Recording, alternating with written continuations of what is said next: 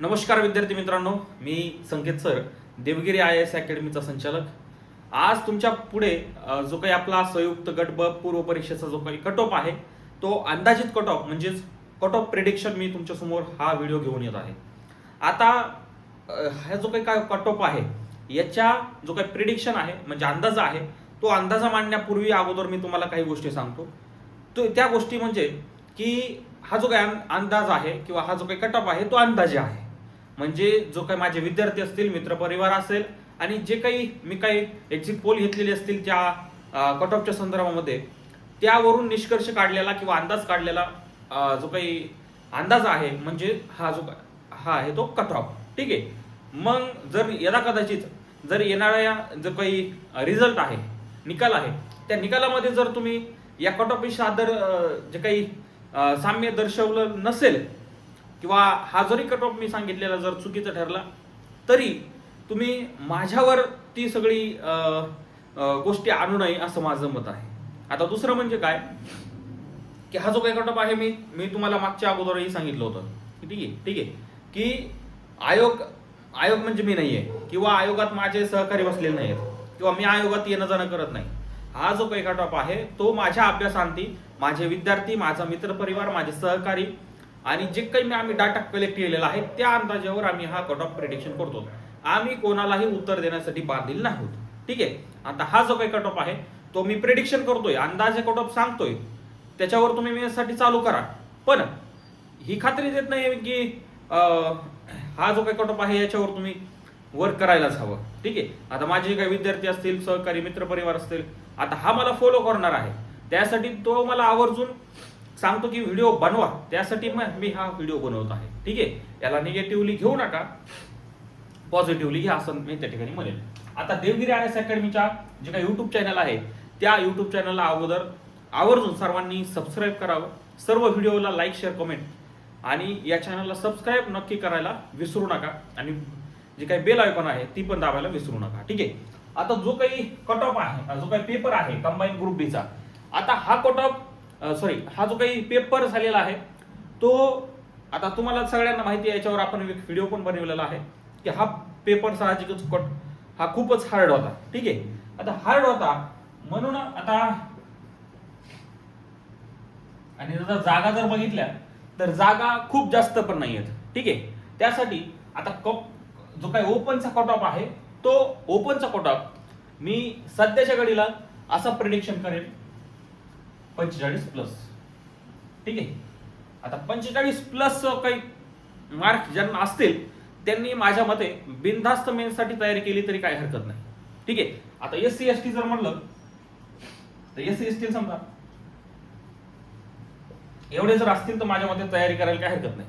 आता 44-43 हे 1 किंवा 2 मार्काचा फरक पडू शकतो किंवा अदरवाईज सेमही कट ऑफ राहू शकतो ओपनचा आणि SCचा. ठीक आहे.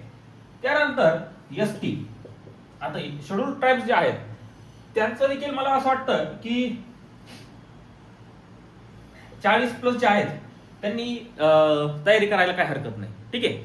मग ओपनचा कट ऑफ माझा प्रेडिक्शन आहे की 45+ ज्यांचे स्कोर असेल त्यांनी बिनधास्त कंबाईन गट ब मुख्यसाठी तयारी करायला काही हरकत नाही.